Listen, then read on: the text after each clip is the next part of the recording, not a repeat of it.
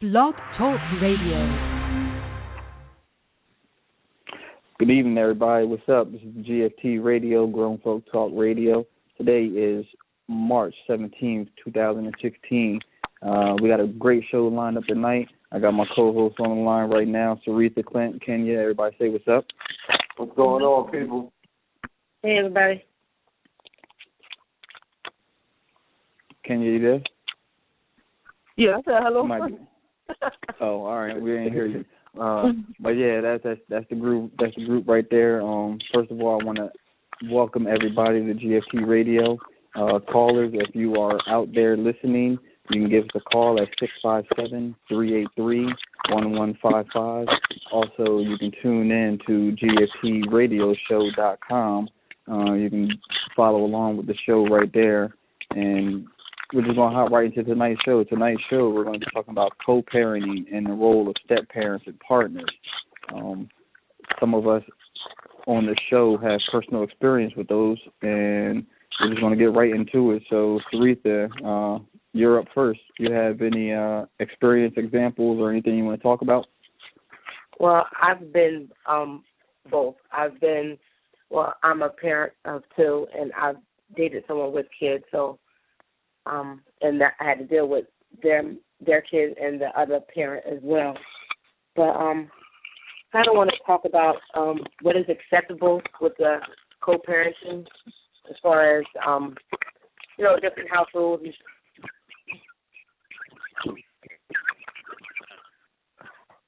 Hello,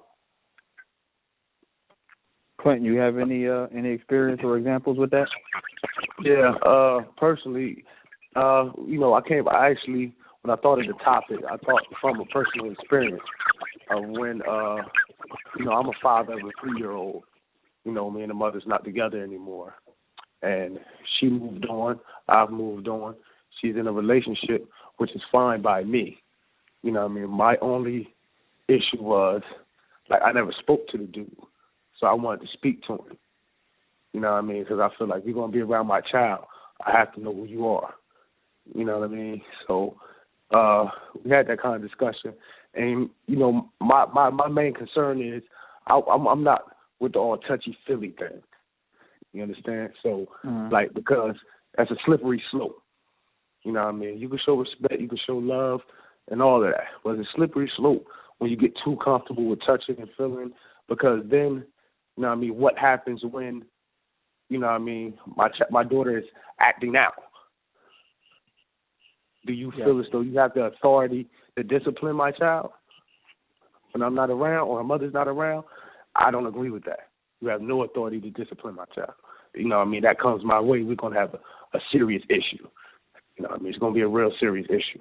So I think if I wasn't involved, if I was like an absent father, then I wouldn't have no say-so. Because that means he had took over my role as father. So he has that right to discipline. But I am involved. I am there since day one. I just dropped my daughter off not too long ago. So it's to me, if the parent, whether it's male or female, because it isn't just, I don't want to just talk from a male perspective, even from a female perspective, I feel as though that it should be a common ground. Every situation is different. Some may not agree with me, and I respect that, but that's just my personal belief as far as, accepting, that authoritative role. Like, you have no authority. You feel me? You have an issue with my child, you bring it to her mother, or you bring it directly to me, or her mother will bring it to me. I agree with you on a certain extent to that. Now, my wife and I, we've been together for a while now, and she has a son. He's 4 years old. Like I said, we've been together for a while now. When it comes to things as far as what's acceptable, what's unacceptable, I heard you speak about disciplining the child. Now, I'm not all about getting physical. I don't even hit or beat my own kids, so I would never think to want to beat somebody else's child, especially if it's not my child. But is there ever a point where it becomes acceptable, like different forms of discipline? Like I said, we've been together for 4 years, almost 5 years, so I mean, we're married now. Like, I'm not his biological father, but I've been here for almost all of his life. So, I mean, is there at any point in time where it's appropriate for me to discipline him as he gets older, as me and his mother are together for years? I'm not his father, but I am the father figure because I'm with him a majority of the time, more than his biological father is with him. So would you say it's unacceptable for me to discipline him to a certain extent? To a certain extent. But like you said, you're around him more than the biological father. Mm-hmm. You feel me? So that's a huge difference. You know, me and my girl split time. But even as she grow older, or as I have to release the reins. I had this same discussion with my friend. He was telling me, he was like, bro, like at this point in stage, I'm with you 100%. But as she get older and say, like you said, they get married, you know, that's husband and wife. They clean together. That's what they want. You feel me? So at the end of the day, he's the way it should be. He's the head of that household, like you're the head of your household. Yes. So, of course, you have, you know what I mean, I don't have say-so in your household.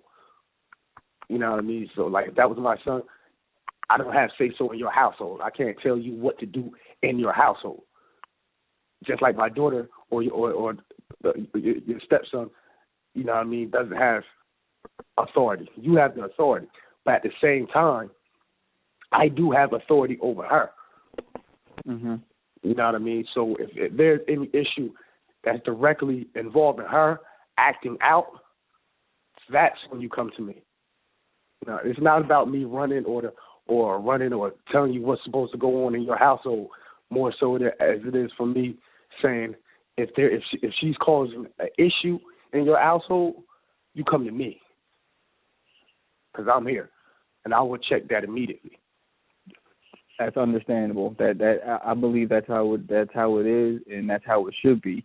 Like you say, I mean, there's things that go on in the household when you're with me, and there's things that are going to go on when you're in a household with the other parent, whether it's biological parent or the parent that you're living with. So that's definitely understandable that there are going to be different rules. There are going to be different times when things aren't going to be all good.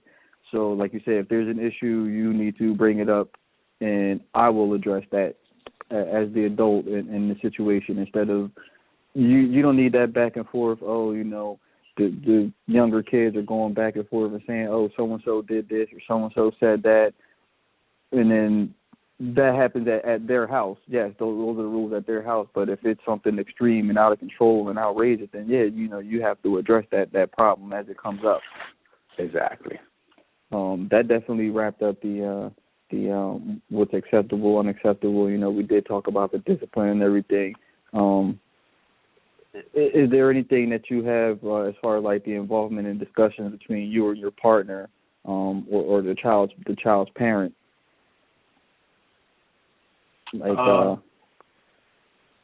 Like I said, I've been on, like Sarita pointed out earlier, how she's been on both sides of the coin. I've been on both sides of the coin. Now, personally, with my daughter and her mother's new boyfriend, me and him, them had a conversation. I wanted the conversation face-to-face. It didn't happen that way. We had it over the phone. Kind of got a little extra. You feel me? Then when I met him in person, I seen him in person, and I wanted to talk to him so he could see face-to-face, you know what I mean, and hear my concerns, from my point of view, but he really didn't want to talk. You know, I guess he figured something might happen. So I think in that situation, you know, I put that on the mother. Like she got a Don King that, so to speak. You know what I mean? She has to correct that situation. Now, when I was dealing with her, like she has other kids, it bugged me out that none of the father didn't want to talk to me because I'm around his son.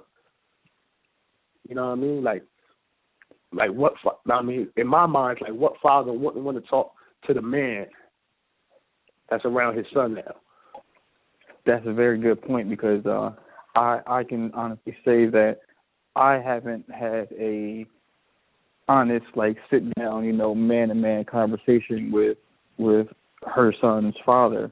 I mean, I have on occasion went to go pick him up. His weekends he has him. I go pick him up, and it's just like a simple, did he eat? When's the last time he ate? Did he go to sleep? Did he go use the bathroom before we leave? Things like that. But we have never actually had a heart to heart conversation. Not that I'm saying I don't want to, but like you say, what man wouldn't want to have a conversation with the other person or woman? It doesn't have to necessarily be a man, but what person wouldn't want to have that conversation with the other person that's basically in their child's life? I think it's something that should be done. I mean, like I said, whether it's a man or a woman, you should have that conversation with that other person that's in your child's life. You need to know who this person is, what their motives are, and things like that. Like you say, you need to set rules and boundaries of, okay, I expect you to do this and this, but there's certain things that you can't do. That I don't want you to do. I mean, yeah, you might have rules in your house, but you got to set those rules and boundaries as far as, like you say, discipline, things like that. It's just things that have to be talked about. If you don't talk about them, then nobody's going to know what's happening. And I just don't see the whole point of not having a conversation with the person that is basically almost raising your child without you being there. Yeah, I definitely agree with that. There's definitely got to be some type of mutual respect in that situation. I mean, there's of course you might be upset, but you're not necessarily upset with the how do I want to say it?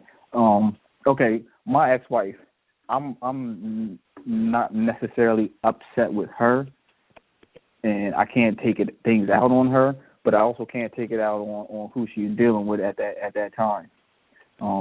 You have to have some type of respect for that person that is in your child's life, because there might be a reason why you're not around anymore, or it might be through no fault of your own that you're not around. But I mean, I can say I got a divorce from my first wife. So I can't sit here and be upset with her because she moved on, I moved on, and I have a wife now.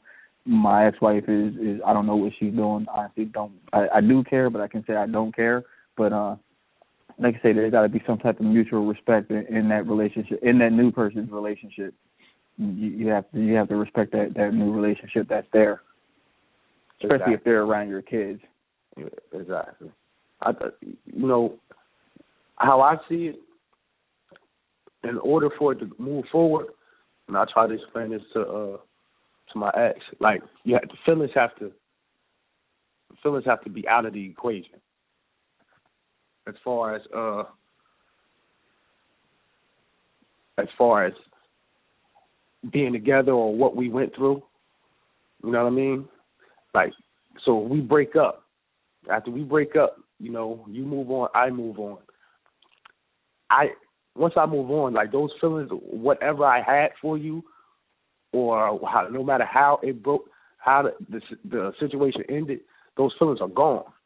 So now it's all about my daughter. Mm-hmm.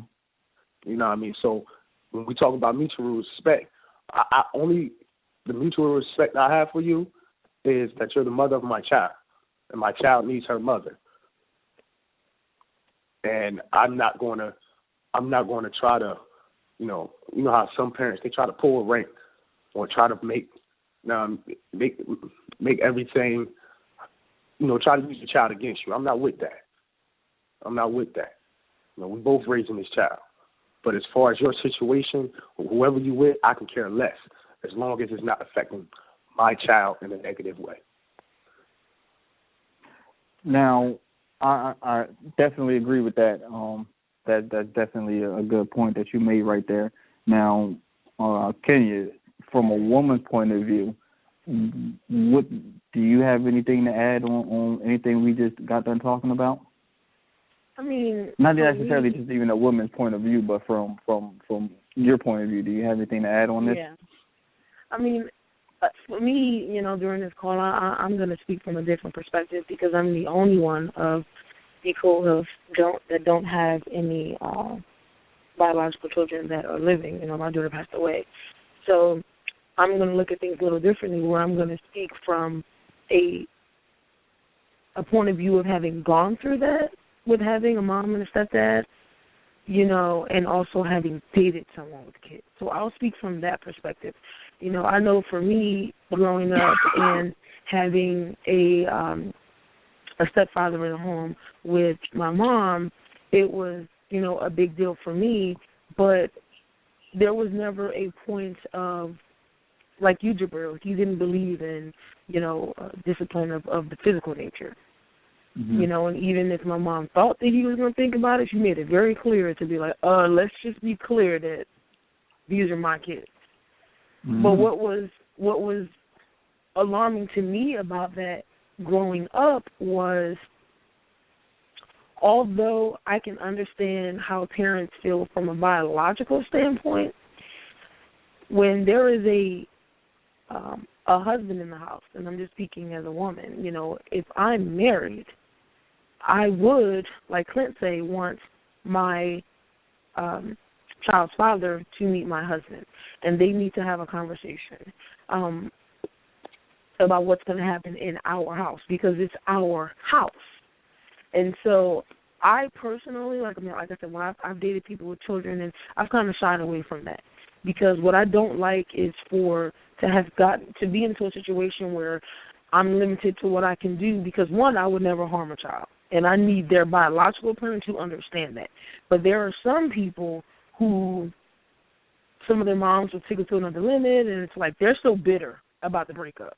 So it don't matter who it is, the child's father dates, they're going to have a problem. And so if I ever said to, I dated somebody one time and he had a kid, and it was, he was over at the house and he was just running around and he ended up breaking a glass. And I was just like, you can't do that. You have to be careful because, you can hurt yourself. And for that was enough for her to be like, oh, no, she's not going to be checking my son. Well, first of all, your son has a problem. He's extremely hyper, and that's because when the kid is with her, he has free reign. He does whatever he wants to do. I mean, the boy is 6. But then whenever he was with his dad and we were all together, there was structure. So the difference in that was, for her, any amount of structure was discipline, which equaled bad, y'all overstepping your boundaries. But she didn't have that in her house. So I think, there are certain levels to how you discipline. Would I want somebody physically disciplining my child? Absolutely not, because I'm not in favor of that. I think if it's necessary, it should be left up to the biological parents. But I do feel like if someone's child is in my home and we've had that conversation, and it's just important to have those conversations, and they've done something that warrants, I know people who, fathers will not physically discipline their children, but the mothers will. And they're just like, no, like, oh, you need to whoop his, da-da-da-da, and they're not here for that. And they don't have an issue with the woman disciplining them physically because they have a relationship. They know she's not going to hurt him. They know that, oh, girl, if it was me, I'd have done the same thing. So everybody's different. Everybody's different. But I don't think it's necessarily a bad thing because, like you said, there's a big difference between when you're dating somebody and it's a boyfriend-girlfriend situation and when you're married. Definitely. I'm not about to allow my stepson or stepdaughter's mother to dictate what happens in my house. I'm not going to hurt them, but I will discipline them in my house. Would I physically put my hands on them? That's unlikely to happen, ever, because I'm just not in favor of physical discipline. But I say that to say there are some, any level of discipline for a lot of people is wrong, even if you talking to them or they get yelled at or whatever the case may be. You know what I'm saying? It's like, oh, well, don't say nothing to my son. Don't hit him. Don't yell at him. Don't talk to him. Don't lecture him. all of that to them, any form is bad, and I'm just not going to have that in my house. You know, if I was married to somebody with kids outside of that. But no, I hear you guys mostly talking about the physical aspect, and I agree. I would be against that too. But there are different types of discipline, and I'm just not against all of them. Good thing you brought. Go ahead, Clint, because I want to bring up 2 points that she said. But go ahead. You can say what you got to say right now. I agree with her totally about there's different ways to discipline. There's different ways to discipline, and all discipline isn't bad discipline. You know, so I do agree with that. But you know, like I said, I come from the physical. I really don't. You know, my mom yelled at her. That's cool. My mom pop at her. I don't need nobody else yelling at my daughter. You know, that's just me personally. You know, because I know on my end, if I'm dealing with a woman, she's around my child. You know, yeah, everything is cool. But if you have an issue with my child in our house, you come to me. And you know, everybody knows me. I'm a disciplinarian. So like, I will handle that. If you have an issue, I'll handle that. We'll sit down, talk it out. If she's getting to you to that point where you feel as though you have to yell at her. Because I don't need, you know what I mean? Me and her mom can handle that. Because at the end of the day, she's still a child, and she still needs to have respect for adults, period. You know what I mean? She still needs to stay in the child's place. That, you know what I mean? Me saying that I don't want nobody to beat her or yell at her or discipline her like that does not mean that she's allowed to act out any type of way because you're not my daddy. Mm-hmm. You know, I can't say that, oh, you're not my daddy. Well, if she say that, you're damn right, he's not your daddy. But at the end of the day, there's a level of respect that you have to show for an adult, for your elders. And you're going to show that respect regardless. You know, if that man is disrespecting you or disrespecting your mother in front of you, you know, if you know what I mean, don't come at me with no pettiness. You see what I'm saying? Like the pettiness, you know, is different. Like you said, it's different levels, different layers to it. So if it's serious, go ahead, bro. Go ahead. No. Like you say, she said it's different levels. That's one of the points that I was going to bring up. As far as like discipline and things like that. Like my wife has a 4-year-old son. You know, 4-year-olds are they're kids. They don't listen. They don't want to do things. If they want to do what they want to do, they're not going to listen. I mean, he gets to the point where it's like, you know, you come home, we try to get into a routine of schoolwork.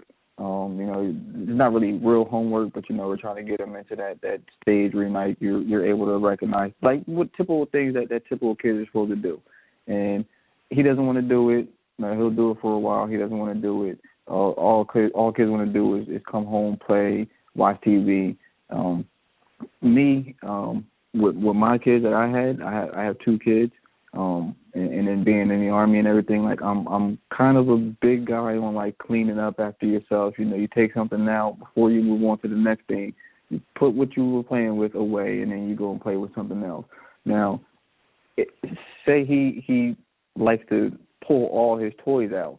If I say, hey, you know, go put that toy back before you play with the other one, and he ignores me, he keeps doing what he wants to do. And I say it again, hey, you know, clean up those toys before you start playing with another one. And he continues to ignore me. Now, if I raise my voice at him, then he knows, oh, man, maybe I should pick these toys up. Now, you guys are saying it's different levels of discipline, but there's also different levels that you have to understand. Like, I know I probably shouldn't be sitting here not necessarily yelling but raising my voice, but that grabs his attention and lets him know, like, hey, you know, I need to clean this up before I start playing with something else.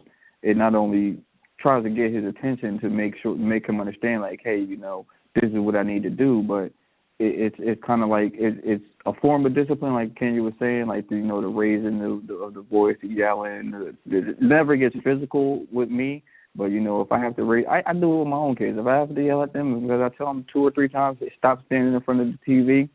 I mean, like I say, there's different forms of discipline. So that was one of the points that I was trying to bring up when she had said that what do you have to say about that? Like, there's, like I say, with different kids at different ages, there are different levels of ways to handle situations. So what do you say about that? Personally, take the toys. I'll be cool with that. As the father, if you were to take his toys away from him because he wasn't listening, fine. I have no issue with that. Take the toys. You only got ready to take them. You don't want to listen. You feel me? Take the toys. You know what I mean? Did he buy them? Or that'll be my question to my daughter. Did you buy the toys? Who bought the toys? So you know what I mean. So don't like that's when it comes to the child has to have respect too. You know what I mean, for an adult.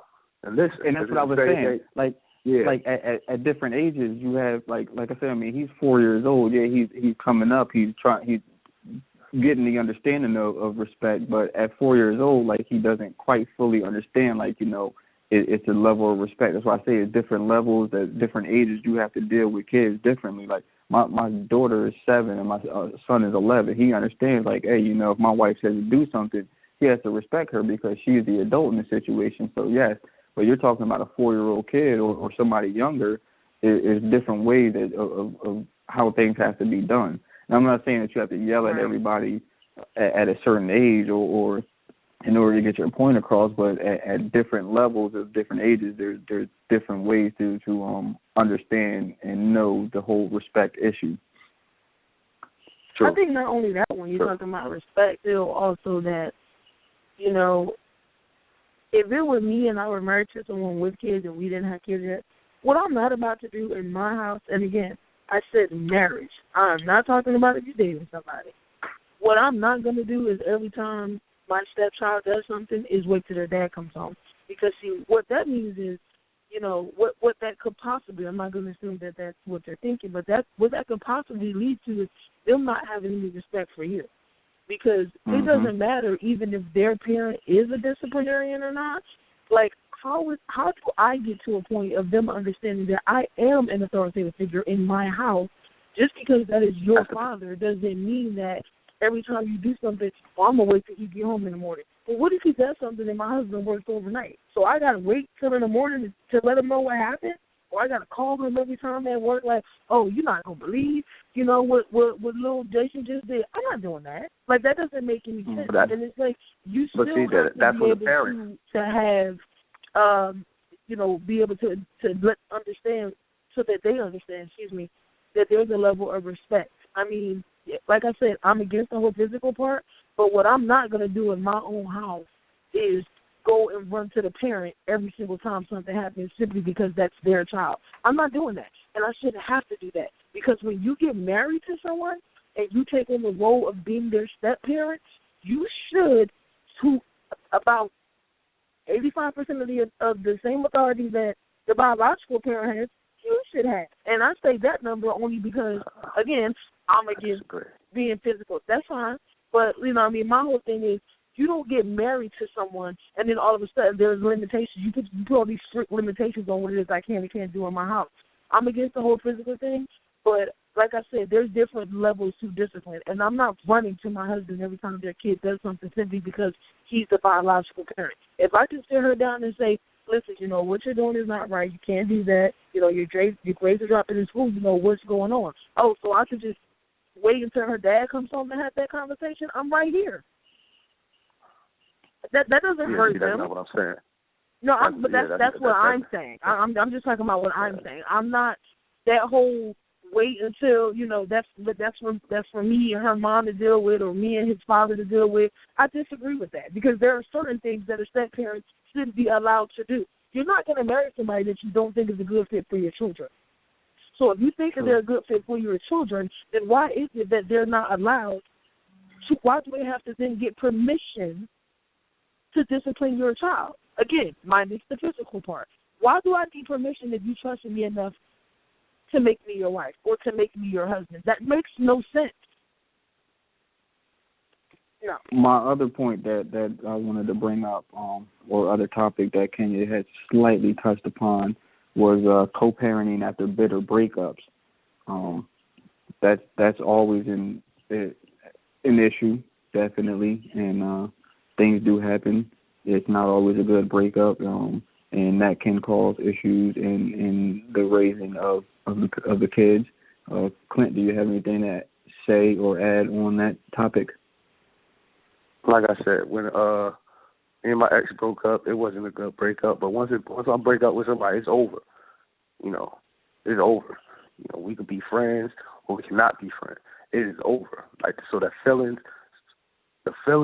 it'll be no acting out because I have bitter feelings over the relationship. I have an issue with things that's going on in the present. You understand what I mean? So, excuse me. So if only issues I have with my child mother is things that happen in the present that involve my daughter. I have like I said, I don't have no. Once I'm done with a relationship, it's over. There ain't no going back. You know what I mean? We can be cool, we can be friends, whatever, or we cannot be. But as far as the relationship dynamic of the parenting, now, I mean, we got to be on the same accord. Like I remember there'd be times when she would call me at night, like she won't go to sleep. She still up at like 2 a.m. And I'm sitting there like, you her mom. Make her go to sleep. Like, what are you calling me for? You feel me? Like, what are you calling me for? Make her go to sleep. So it's like I'm not into the taking any power or authority away from her at all. So, like, when it comes to parenting, like, there's no issues as far as me still worried about the breakup. Like, you know what I mean? That's over. That didn't work. We did our best. We tried. It's over. What we got out of it was a beautiful daughter. Mm-hmm. So now we got to do what's best for her. And what's best for her is not me or her holding on to any ill will from whatever happened in the past in the relationship. I mean, that's over. Move on. You learn from it, you improve, and you move on. Like, I don't take it as a loss. I take it as a lesson. I learned. In my opinion, she upgraded me. That's how I look at it. So I can't be bitter. She upgraded me because now, from the experiences that we went through, I'm smarter. You know what I mean? I know how to deal with situations better as far as the relationship go. And I learned a lot. So you know what I mean? Take it with a grain of salt, and we move on. You know what I mean? So I don't think people should hold on. What people do hold on to the bitter feelings, men and women. Like, because if I was bitter, I'd be like, yo, I don't want no man around my daughter. Those words never came out of my mouth. Those feelings or sentiments never came out of my mouth because I know me. I'm going to move on. I'm going to find somebody. So how can I not allow her to move on and find somebody? But the dynamic within that relationship involving my daughter, we still have to work out. I mean, like I said, everybody's situation and circumstance is different. Everybody have different feelings. You know what I mean? That's why you find a mate that fits you. Now, speaking on that, I want to. My son was 6. I want to say 6, and my daughter was 3 when I was divorced, and started dating my wife now. And I can say it was a pretty bitter breakup that we had. I mean, my child's mother was kind of childish with some of the things she did and said and how things went about when we broke up. I heard you say, I don't want that person around my child's daughter. That's what I was dealing with. She didn't want she was my girlfriend at the time, but she didn't want her around the kids. But I'm like, this is I'm moving on. Like, you should move on. I'm moving on. This is a new relationship. It wasn't like immediately after we started dating because I'm when it comes to things like that, like my kids and things like that, like I'm not very out there and open with my kids. Like, I had people at work that asked me about my kids, and I'm just like, dude, I'm just here to work. Like, I'm not here to talk about my kids. Like, I'm not like that much of a personal person when it comes to certain people. And with relationships, you're not just going to hop right out there and introduce your new partner to your kids like within like the first week of you guys dating. So I kind of understood her on that, but I'm talking about like months after we were dating, she was like, "Oh, you're not going to have her around my kids." I'm like, "Come on now!" Like, we're at one point we had eventually moved in together, and she's like, "Oh, I don't want the kids over there." I'm like, "What do you mean? Like, if I get the kids every other weekend, like, where am I going to take them? What are we supposed to do?" I had went off on for basic training in AIT when we were divorced. My like I say, my kids were young. They were like 6 and 3, or maybe a little older than that. And I had trouble calling back home to talk to them. There was points in time where it'd be like weeks at a time that I didn't get a chance to talk to them because of their mother. I bought my son a cell phone as he got a little older, and I would have issues calling him on the phone. He wouldn't answer the phone. I'm just like, dude, I got you a phone so I could talk to you. Like, why are you not answering the phone when I call, not answering text messages, things like that? And, like, I don't want to say it was his mother's fault, but deep down inside, I'm like, yo, it had something to do with his mom not wanting him to talk to me or not wanting him to talk to us while I'm with my wife. Like, it gets crazy. Like you say, those bitter relationship breakups definitely have an effect on communication with the kids. It affects the communication with the partner that you broke up with, because it draws a wedge in between the two of you. You're going to start having hatred. Like I said, you want to move on from the old relationship that you're moving out of, and you're trying to move on with your life. You broke up for a reason, and I'm with Clint. Like, once we break up, like, there's no going back. We broke up for a reason, and I'm not going back with you. So you try to move on and better yourself. But if you have a bitter breakup and that communication is messed up or lost, it drives a wedge in between you, your kids, your ex-partner, and it just becomes a bigger and bigger issue. Mm-hmm. Yeah, that's a great point. I think the sad part from what I've seen is, like, sometimes you'll see people, well, I've seen men and women do this, where they want to sabotage the current relationship, and they don't even want to go back to that relationship. They're just so miserable that they don't want you to be happy. So they do everything they can so that you can be as unhappy as they are. And it's like, yo, that is just so sad. Like, you just have nothing going for yourself. Now I've moved on, and no, you don't want to get back with me, but I don't want to see you happy with anybody else either. Like, I just don't like you. And, it's hard. But until people realize that, if that's their situation, it's hard to even see that. It's just, oh, you're pissing me off right now. Like, you're just doing the most for no reason. And I think it's just a sad situation. Like, you're going out of your way, and the only person being affected by that is the kid. I mean, of course, the parent is having to go through it as protected, but the biggest impact is on the kid. When I hear people say, oh, well, I'm so sick of tired of being in a relationship, but I'm just going to stay for the kids. And I know, again, for me as a child, that I never really saw my parents argue, but when I did, when I got older and I saw it, it was so much better when they split up. I mean, I don't know why people think, staying because of the kid is in the best interest of the kids. Sometimes they're happiest when there isn't all this turmoil and everything going on. Like, that's just too much. But, I mean, I definitely agree with, with you guys for the most part. I mean, I want to hit one more. I want to touch. Oh, my bad. No, I want to hit on one more topic, unless you have something that you want to bring up. Nah, I just wanted to piggyback off what she said about sometimes it's best for parents to be apart, because that was the situation with my dad and my mom. What I mean? When they broke up, the relationship blossomed, and they were best of friends. And then later on, they tried to get back together. Now, as a child, you may think to yourself, like, yeah, that's what's up. I mean? Me, I was like, nah. I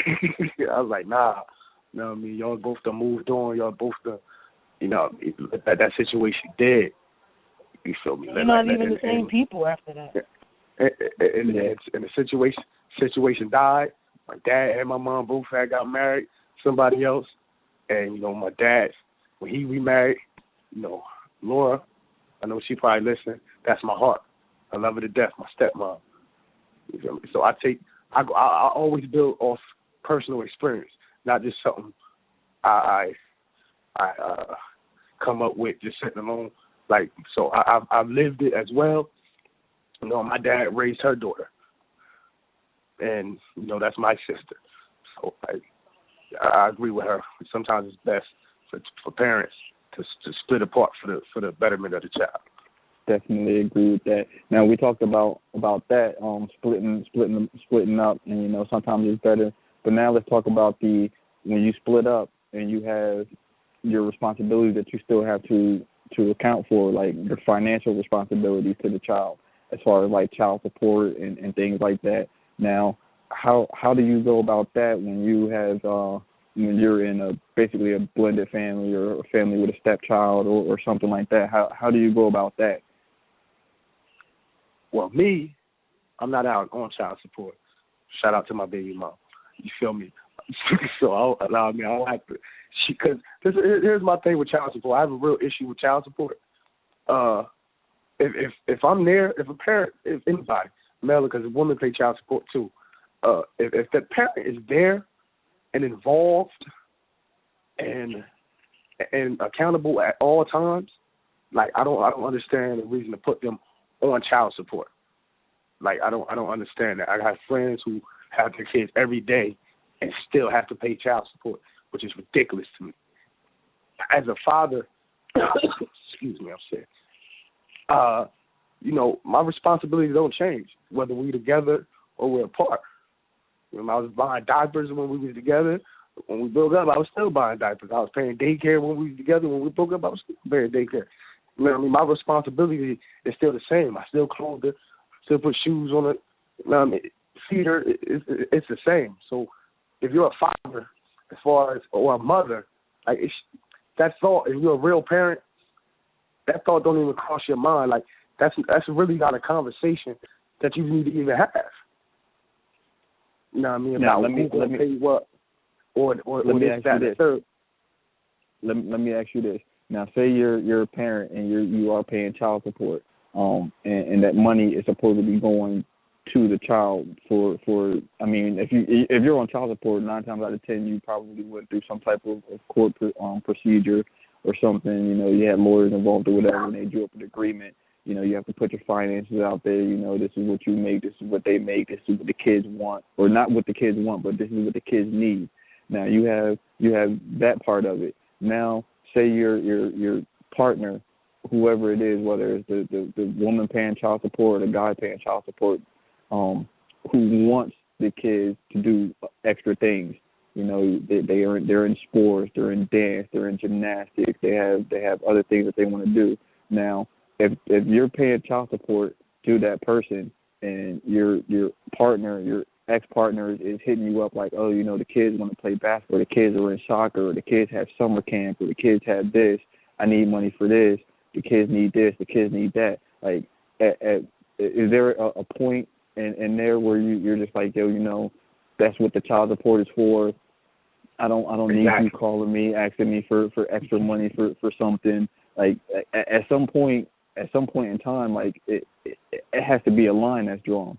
Like it's bad to say, but it's like I say, at some point in time, there has to be a line. Like I say, you know, you're paying child support for a reason for the child. Like and the courts and the judges and the lawyers will all look into your finances and they'll come up with a payment of what you're supposed to be paying. Now, granted, some people are paying like $17 a week for child support, and you got other people out here who are paying hundreds of dollars a week for child support. But then you still have that partner who's out there asking for extra money for this, or oh, you know, the kids.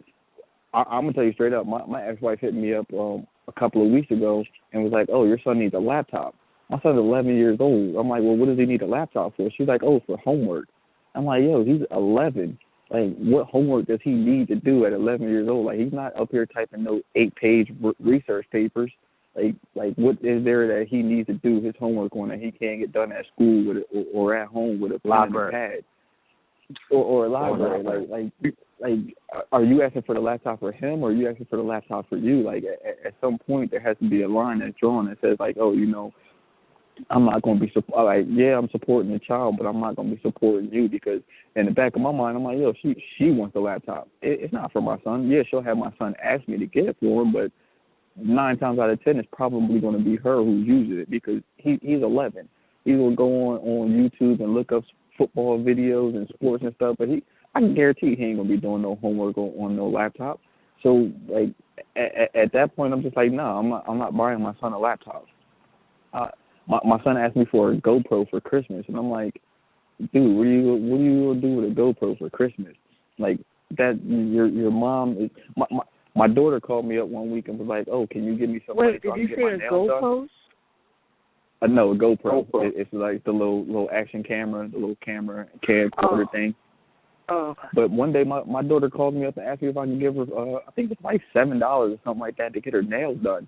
And I'm like, really? Like, why am I giving you $7 to get your nails done? Like, I felt bad telling my daughter no, but like I said, you got to draw a line at some point. Just like, yo, no, I can't do that. And you can't really explain it to a kid at that age that, hey, you know, I'm paying your mom a certain amount of money, and that's what the money is supposed to be used for things like that. But when you have your kids coming up to you and asking you, it kind of hurts. It hurts me to have to tell them, like, no, I can't do it. Not that I can't do it, but it's like, yo, I won't do it because it's the simple fact your mom is getting all this money, and then she has you asking me for extra on top of what she's already getting, and it just I can't do it personally. Here's my issue with that. Not with you, but with that situation. And like, I have a friend. I mean, he was making like $800 some change every 2 weeks, grossing. But after child support, he was barely bringing home over $200. And then the mom was still asking for money. Like, at some point, we have to realize that we can only take care of somebody else and we can take care of ourselves. So if my friend can't take care of himself, how do you expect him to take care of that child? Yeah. And my issue with the whole child support thing is money is for the child. It is not for you it's not to support your lifestyle. You know, nobody told you to go get a car that you can't make payments or insurance payments, or go live in a house that you can't pay rent. You know what I mean? And you dependent on the child support. That's not my problem. That's not my issue. My issue is my child. So if you're coming for me for child support, that money goes directly to my child, not for you to pay a bill, not for you to get your car fixed. That's not what it's for. Mm-hmm. That's not what it's for. That's just my opinion. And I agree with that. Like you say, it goes for the child's living expenses. I mean, there's going to be some things that like, yeah. So like I say, if he's with me, you know, hey, you know, let's go get a haircut. Like, I'm not going to hit your mom up and be like, oh, you know, some of that money, send him over with some of that money so I can go get a haircut or something like that. But I mean, if I'm paying you $800 or $1,000 a month or something like that, I shouldn't have you hitting me up and talking about, oh, you know, your son wants to play basketball this season and the camp is $200. And I'm just like, well, you know, the judge already set aside, like, oh, you know, camp, clothes, food, you know, things like that are all set into that child support, so that should be already taken care of. I shouldn't have to have you hit me up and asking me for extra money for simple things that I don't think I should be supporting you on, that I know it's for you and not for the child. Exactly. Like, now, for those deadbeats, parents, moms and dads, who don't want to be in their kid's life and don't do nothing for their child, and you hit them up for much child support y'all can, people. You know what I mean? I'm with that. So don't get me wrong. I'm with that. Definitely. You know, if that fool can't take care of his responsibility, at least spend time with his child, whether, you know, you hit him where it hurt. Make it difficult for him, because he's making it difficult for the child, not you, the child. He's making it difficult for the child, because now the child doesn't have a mother, a father figure, or if it's the mom that's not there, a mother figure to help guide them. And that's important to have both, in my opinion. So hit him up. But if that man or that woman is in that child's life, consistently, wants to know everything what's going on, and there being a parent, just being a parent, come on, man. Take that child support out of there. That's ridiculous. You got to do right. Got to do right. We got about 10 minutes left in the show. It's definitely been a great show, great topic, great conversation. We're going to be opening up the after show in about 10 minutes. We invite our callers to call in if they have any opinions or questions or anything they want to throw out there to us. You can hit us up at 657-383-1155. Like I say, we will be around for the next 10 minutes, and then we'll be hopping into our after show. Definitely catch us either right in these last 10 minutes or catch us on the after show before we wrap it up. But any final remarks that anybody wants to add into this conversation before we wrap the show up? I mean, since we're talking about co-parenting, like, what's your take on the whole Russell Wilson, Sierra, Future, and their kid situation?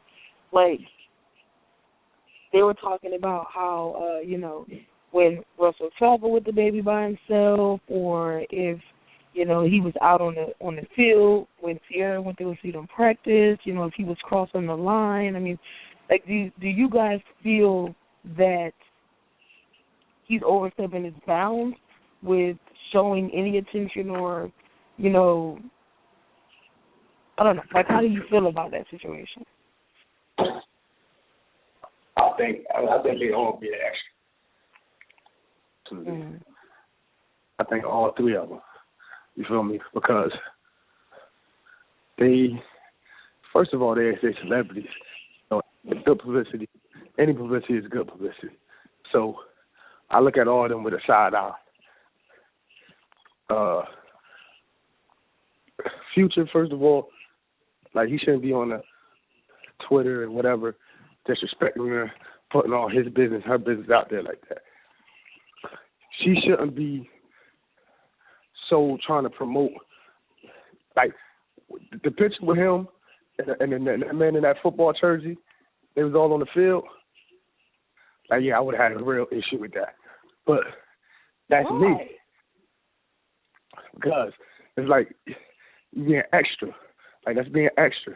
Everything ain't for TV. That could be, if y'all want to do that privately, do that privately.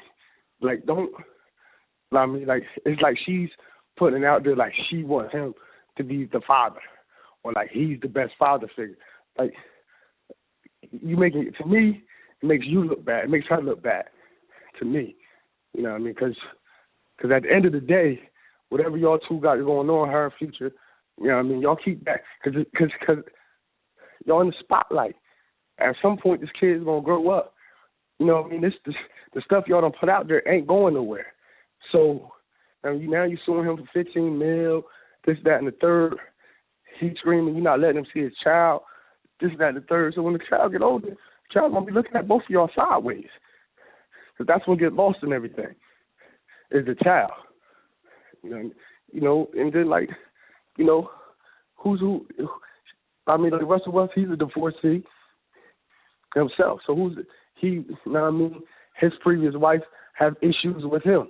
So who's to say he's a better man than Future? Like, you know, a lot of people just, like, you know, like I said, every situation different. And, you know, we don't know all the details of that situation. But, you know, I just think it's too much. I mean, some things should be private, especially when it involves the kids. Like you said, they're celebrities, and they get a whole lot more attention than regular people do. And I believe that their celebrity status has an influence on the outcomes of what's happening. If they weren't as big celebrities as they were, it wouldn't be that much of an issue. They wouldn't have this much talk and things like that. But being that they're celebrities out there, and their whole lives are out here in front of the whole world and cameras and things like that, it's definitely getting a whole lot more attention. I see these pictures on Facebook and Instagram and things like that of the whole situation, and I don't think he's overstepping his boundaries. I mean, like I say, they're all celebrities. They have lives also. Russell Wilson is stepping up and being the man in the situation. Future's out here acting like a kid, basically. Like you say, putting his life out there, putting Sierra's life out there, talking dirty about her and all these other things, and it's unnecessary and uncalled for, in my opinion. But who's to say he's I not would being agree because it's just kind of. I mean, he's not being even though provoked. You know what I mean? Everybody, we don't know the whole situation. So who's to say he's not being provoked? Because I think that's not sugarcoated. Excuse me, y'all, I'm sick. At the end of the day, the man always going to get the short end of the stick in that situation. So, you know what I mean? He's always going to be looked at as bitter or jealous or whatever, when that can totally not be the case. Because from my understanding, the research I did, he's the one that called off the wedding. You know what I mean? He the one that broke that situation off. So, you know, like I said, I think it's all made for TV. I think she's being extra, looking for attention, trying to get up under his skin, because she know that's how to get him. His problem is he being sensitive, not being thick-skinned. You know what I mean? Because if he was a little less sensitive and just bite the bullet a little bit, I think people would see it his way. But when you act out, like you said, like a child, you're not going to win. I mean, I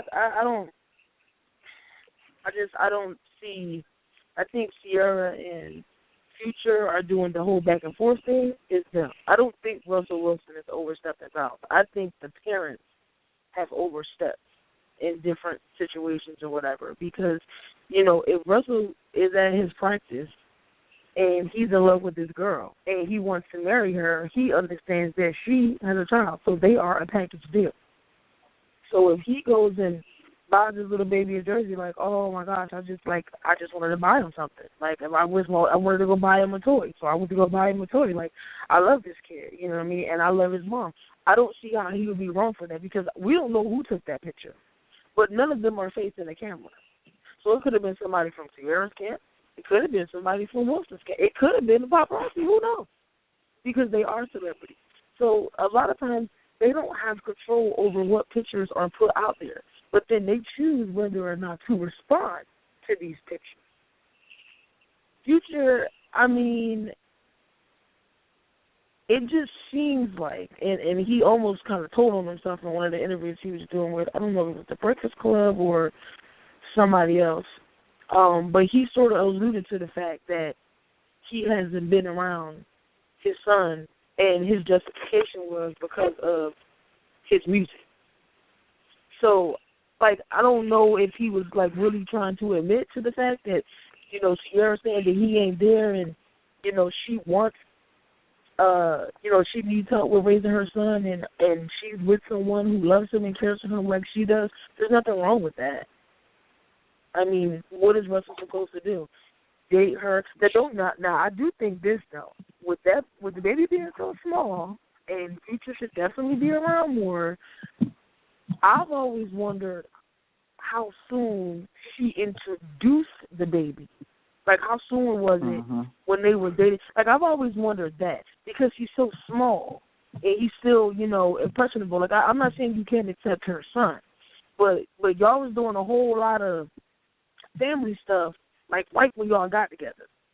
So for me personally, it seemed a little soon, but I don't know how long they was dating. It just seemed like when the news got out that they was dating, boom, here come the pictures. I'm like, well, dang, was y'all dating for a week, and then you like, oh, here go my son? That's too soon. In my opinion. I think, I agree with you. You know what I mean? Ain't nothing wrong with, you know what I mean? He loved the child. Ain't nothing wrong with buying the child a kids, none of that. Now, my thing is with this still, because, that's why I say I think it's made for TV. Because first they come out with, like I said, when I first looked at the situation, heard about the situation, I did some research and watched some interviews. And I watched her interviews. It goes to show you, it's some underlying, just because he was a black and just because he was a cop, that his skin made him guilty. You know what I mean? That's how I look at it. Yeah. They say he was a plainclothes. He hopped out of an unmarked car. I mean, the guy shooting, you know, you had an officer returning fire. They bring the one guy down, but then another cop deliberately shoots the plainclothes officer and takes him down. You're trying to tell me that nobody was he? I'm not 100% sure. Was he an undercover officer or was he just a plainclothes in an unmarked car? I don't know which one it was. I believe they said undercover. Okay. Undercover. Like to me, it's still a little bit of room there, or wiggle room for that officer to be like, I ain't know he was a cop, but at the end of the day, you seen what was going on. Your job is to be aware of the situation and assess the situation. So if you see him firing back at the perps, you know he wasn't firing at you or any other officer out there. So, how do you not know one of your brothers, whether he's in plain clothes or a uniform? And that was my thing. Like I know a lot of the police departments and police officers, like the undercovers are like some true Secret Service. Like, you know, you don't see them at roll call in the morning. You don't know who they are. I have to try to give him the benefit of the doubt that says that, okay, you know, he was the cop that died was an undercover cop. You know, maybe the people, the other police officers didn't know that he was an undercover cop. I have to try to give him that benefit of the doubt. But then again, like Clint said, like, you see this guy is firing at the perp that's firing at you guys. He's clearly not shooting you. Like, how of all the people that were there, how does nobody know? Like, hey, you know, that's a cop right there. He's trying to help us. Shoot him and not the other one. Like, I'm just picking not the other one. Yeah, I agree. Because I mean, it's like if you walk up on that and see two people shooting, I mean, in the street, who do you choose? But I don't know. That whole thing is weird. When I saw when Clint posted that, I mean, the fact that people are now saying he was deliberately shot is like, well, how did they come up with that? That was my current event that I wanted to talk about, because that was something that I was reading about throughout the last couple of days as the story is starting to come out more. You guys got anything that you want to talk about? Can you go ahead? Who? You know, I said you go ahead. You ain't got nothing? No, I'm just trying to think. Like, when I saw you post that, I was just thinking about that. But I don't know. I mean, I think I'm still stuck on the actual show. I mean, that was a good show, and my head is still there. I mean, there isn't anything new in the media. Can I bring up some sports? Sure. It's March Madness. Well, actually, it has to do with sports and politics. Well, today I was watching on ESPN. They were, I don't know if people remember Jay Will. He actually from Jersey. Jay Williams, he was a star at Duke. He went to college at Duke, won national championship player of the year. His first year in the NBA, well, after his rookie season, he got in a bad accident or whatever. His career was over. Is that the one that was drinking? Is that the one that had the issue with drinking? No. Okay. And well, I don't know. I didn't read his book. He may have had an issue with drinking. I don't know. Okay. All I know is he got hurt on a motorcycle after they told him. But the thing is, he came out with his book and he said, you know what I mean, like, you know, most NBA players smoke weed. Mm-hmm. He was like, a lot of the drugs they had the players on during the season to keep them playing, you know, that with the injury are more harmful long term than, you know, marijuana. And you know, with marijuana starting to become legal, I think it's like legal in 4 states, and it's starting to become more acceptable in society. He was like, he believes that, you know, the NBA players shouldn't be tested on. I think in baseball, if you test positive for marijuana, I think all you get is a fine or something like that. You don't get suspended. And you think it should be like that in the NBA, unless, you know, you get caught with it criminally, like get pulled over got a pound of weed in your car and stuff like that. Like, that's different. But, you know, when you go on and take a test, a drug test for work or whatever, you feel as though, you know, it shouldn't be that much of a penalty. What do you think? What do y'all think? That is, I mean, I honestly, I personally don't have a problem with, I don't smoke, but I don't have a problem with people who do smoke marijuana. And I mean, the sports world, there's a wide variety list of drugs and things that are banned, substances, and marijuana is one of the main ones.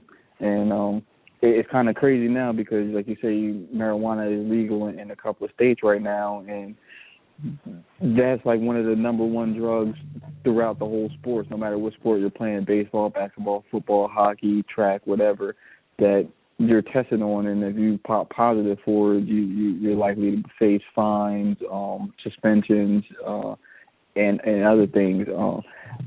And for him to come out and say like up to, what did he say, like up to 80-90% of the NBA uses marijuana, it's honestly not surprising. I mean, you see these pictures and videos of these stars out, these major cities. They're traveling all over the place. They're partying and things like that, and it's not surprising to me that number of people are out there using marijuana. Like I said, I don't smoke, but I don't have a problem with people who do, and I honestly don't think that if you smoke, you should be fined or suspended or anything like that. That's just crazy. I mean, other drugs, yes, there are some other drugs out there that people should not be using. You have all these kind of painkillers out here. These athletes are basically abusing their bodies 6-7 days a week, and they're going to need some type of medication in order to rehab themselves and things like that. Now, of course, there's certain medicines out there that they shouldn't be taking, but they are taken anyway, and it helps them heal and it helps them recover and things like that. They need to be a little more lenient on some of them, not all of the drugs out there, but on some of them. And I say drugs, and it's not really necessarily drugs. I mean, they don't call them drugs; they call them medicines and rehab and things like that. So it's all crazy. It's all politics. It's all political. The way you word it, the way you say it, things like that. I mean, but do you feel like, you know, I mean, there's so many different kinds of marijuana these days. I mean, you know, some of them have people doing all kinds of things. You know, you can hurt somebody else. I mean, I've heard people say marijuana. They ain't smoking marijuana. They ain't smoking marijuana. Trust me, babes. No, that's what I'm saying. I'm saying, but there's different kinds of marijuana. Like now, these days, they're adding things to it. So it's not just weed. You know, now you adding all kinds of stuff, and it's like I've heard people say, you know, that it's been it's known to be a gateway drug. You know, it goes from this and they get that high, and then, you know, then they want to get higher, so they start adding something to it, or they start doing that and something else. And, you know, I mean, athletes are people too. They're humans. They're going to do pretty much the same things any of the rest of us. Well, not me, but maybe y'all. But I'm just joking. But, you know, they do stuff that regular people do. So it's not just because they're athletes. You know, I don't think that they shouldn't be held to the same standard as everybody else. But truth be told, a lot of them aren't because of who they are as athletes. I mean, I get, you know, like when they were first talking about making marijuana legal and legalizing it and things of that nature, and people had a problem with it. Well, at first, and it's going to sound a little hypocritical of me, but at first I was thinking, well, shoot, I ain't never heard nobody get high off marijuana and go do something to somebody, but alcohol is legal and they killing people left and right. I mean, people smoke. When it's regular weed, they smoke. They want to stay hungry. Man, they chilling. They ain't out here trying to cause no trouble. So if you want to legalize alcohol, why wouldn't you legalize weed? The problem is now they done came up with all this other chemical marijuana. With, you know, they done add all kinds of things to it, and see, that's why we like that Buddha bud and all that stuff that the people be drinking. Like that ain't marijuana. that synthetic stuff, like that's not marijuana. You know, I can understand how people can get it confused, but you know, first, you know, I'm a marijuana advocate. You know, I mean, not an addict, an advocate. So, you know, I don't see no issue with marijuana. But at the end of the day, I can understand when people say it's a gateway drug, even though I don't believe it's a gateway drug. It's a gateway drug to people who are, you know what I mean, weak-minded, or who not just weak-minded, but who are really looking for that extra high. You can't stop nobody from looking for that extra high. Yeah. So it could be weed, it could be liquor. You know, I had an uncle who used to smoke crack. Liquor set him off. You know what I mean? Whenever he stopped drinking, he didn't smoke crack. When he started drinking, you start seeing him nursing. You know what I mean? I catch him everywhere, looking for that rock. Mm-hmm. So like, I don't know. My thing with it is like, you know, because weed doesn't enhance your performance. A lot of the drugs that are banned in sports are banned because they enhance your performance.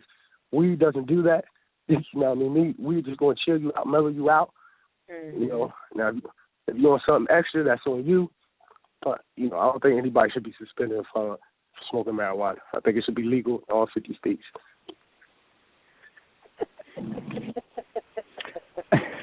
Boom.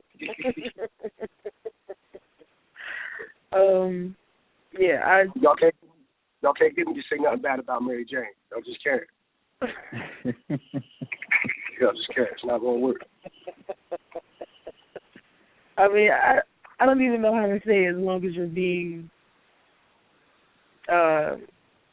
responsible with it. I don't even know how to say that. I just feel like now with synthetic weed and all kinds of other stuff, it's like now it really is looked at as being something bad, because there's so many different kinds. You know, like if it's not green, something is altered. And what did you just do to that? And now people acting crazy. And then I agree with Clint. I think when people have if you want that next high, you want it. Whether you started out with heroin, or you started out with, if you started smoking cigarettes and you wanted to get a high, and you then went to marijuana and then went to something else, if you want another high, you're going to want it. I don't think it's necessarily a gateway drug for everybody. I think it's for some people who are already looking for that next high. You know, so I do agree with that. It just depends. It depends on that. My thing nowadays is these pills. Yeah. It's like, you know, like I think Jabril touched on it earlier. Like, painkillers is what's the serious problem out here nowadays. Yeah. Painkillers, you know, the Molly. You know what I mean? That's what we have these dudes out here wilding, these females out here wilding. They be off that stuff. You know what I mean? Like, you know, your body ain't built for all that. I ain't built for all that. Oh, that's true. There's a rapper in Philly. I don't know what his name is. I can't remember what his name is. He's the one who had the issue with Cat Williams last week. But he apparently has like a hit song that's bumping in Philly and the clubs and everything called Papa Perk. And basically, like, I mean, that's what's hot in the streets right now. That's what the kids are listening to. The name of the song is called Papa Perk, and that's all he talks about in the song is him popping perk. And these people don't have any issues, no medical issues. They don't have any reason to be up here taking perks or oxys or mollies or whatever, but they're just doing it because of the high. And I mean, that's what's being pushed on to these kids nowadays is these drugs and things like that, and that's definitely not a good look. And not only you don't have to worry about the marijuana. We can even go back to Future. Future got a song on his Purple Rain mixtape called I think Perky's Calling, something like that. So, you know what I mean? Like it is serious. It is serious. You know what I mean? 'Cause if you ever pop the perk, like, you know, it's different. You know, it's different levels, different milligrams or whatever. Man, that thing had you going, man. That thing had you, like, you know, I mean, Red can attest to it. Like, I had back issues. You feel me? So I would take, the doctor would prescribe me a perk. That's what he said, Jabril. I don't know. So the doctor. So I'm gonna tell you this story real quick. It was about the day my daughter came home from the hospital. You know, the day my back went out in the hospital. You know, her mother had to literally climb out the bed, massage my back with her foot. That's how bad my back went out in order for me to get up. And then I had to drive us home. And while I was driving home, I was about in tears driving home. So my stepmother, I called her. You know, she had just gotten into an accident, so she had some. She gave me 2. She told me, she like, listen, only take 1.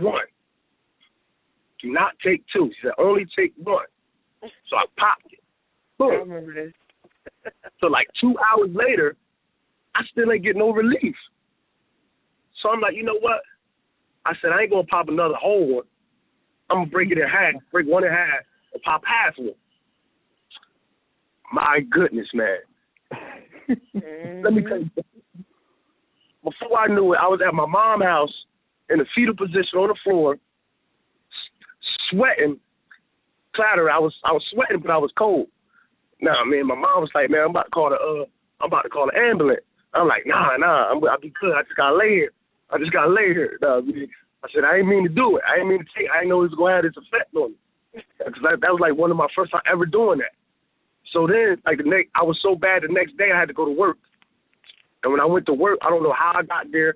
I tell you, when they found me in the bathroom, throwing up all over the place, talking correctly, talking about I ain't mean to do it. Mom had to come get me. You feel me? They looked at my car in the parking lot. My car was parked all crazy. I was like, it was like, well, how you get here? I was like, I don't know. All I knew is I had to go to work. So, like, that's why I don't play with them pills, man. Like, them pills ain't nothing to play with. Did you notice how even when you go to the hospital, that's the first thing they try to release you with? It's like, y'all have to know that these perks have now become, you know, just a street drug. And they're selling them, you know, and it's weird because remember when it got out with the whole lean thing, when that first started, and you know, pharmaceuticals found out that they were using cough syrup and spray. So when they found out what they were doing, you couldn't even walk in there and buy Theraflu over the counter. You had to show ID, and they had it locked up behind the thing. But yet, every single time, like when I've gone to the hospital and I've been in pain, I'll straight lie. I'll tell them I'm allergic to perks. Now, I'm not, but I hate it. I don't like anything that makes me feel like my mind is altered and I have no control. There has been one time in my life where I absolutely enjoyed and begged for a narcotic because I was in so much pain, and that was when my jaw was broken from a car accident. Other than that, I refuse. If I can't take a leave right quick, Tylenol, I don't want it. But even when you go to the hospital every single time, the first thing they give you is they write a prescription for Percocets for pain. It's ridiculous. Like, I know people are selling that. And when I see people with bags full, I'm like, damn, how many people did you ask to pretend they was hurting and they went to the ER and sat for hours until they ended up with a prescription for Perks just so they can give it to you for you to sell on the street?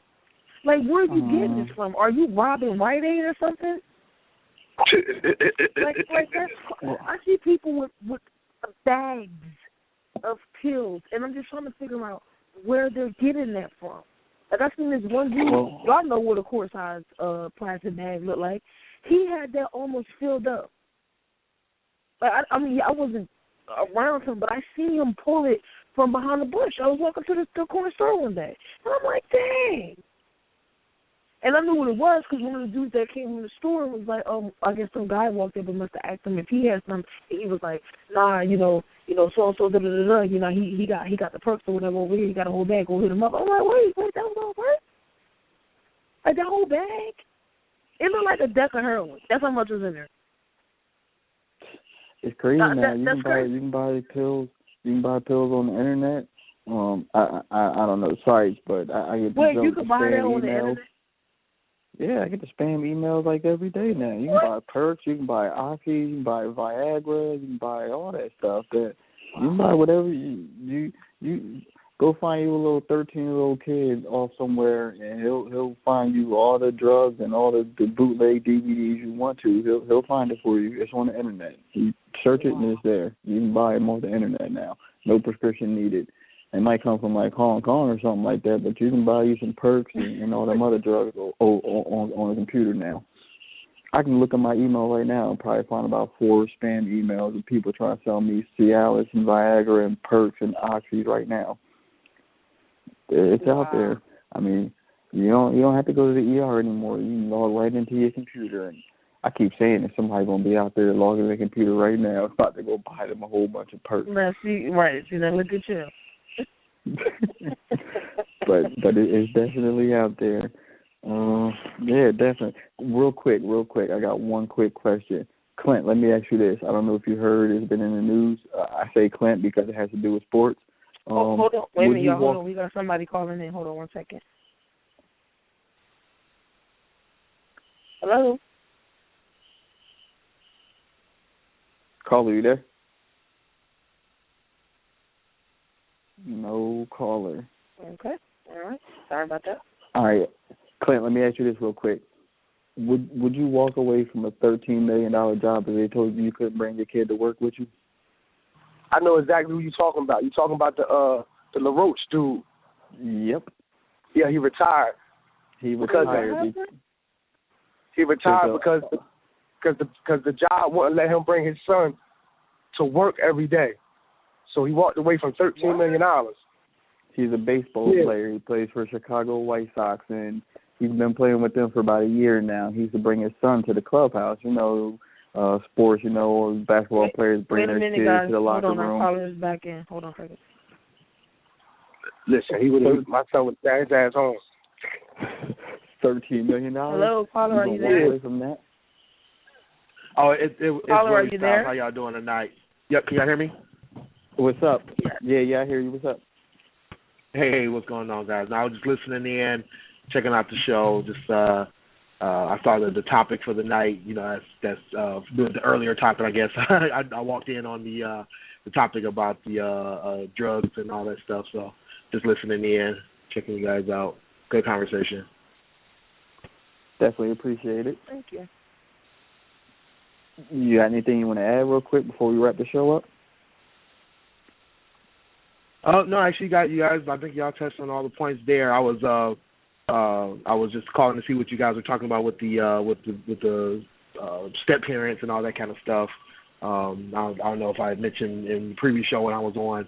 I'm a step parent myself and all that, and just trying to raise family. Trying to bring up kids that have to be the mom, the dad, everything for them, because you know how that goes. So. Just listening in, see what you guys are talking about. Definitely. All right. Well, we appreciate it. We will have the show up later on in the week, so you can definitely check it out. If you have any questions or comments or anything you want to add to it, you can definitely send us an email, and we'll definitely get back to you. We'll either reach out to you through email or we'll bring it up again in the next show in the future if we have anything that we want to talk to you about, or if there's anything you want to hit us up about. Yep, for sure. All right, thanks. Appreciate the call. Appreciate you, Willie. Thank you. That's my boy, Willie Styles. Yes, definitely. Shout out to Willie Styles. But before we wrap it up, like we were saying, Kenya, yes, this guy walked away from $13 million contract that he was doing. I'm sorry, y'all. I just seen the shooting star. I swear for God. Did you make a wish? Huh? Did you make a wish? I'm outside, y'all. It just caught me off guard. I promise you, I lied to you not. I just seen the shooting star. I'm sorry, my bad. Y'all go ahead.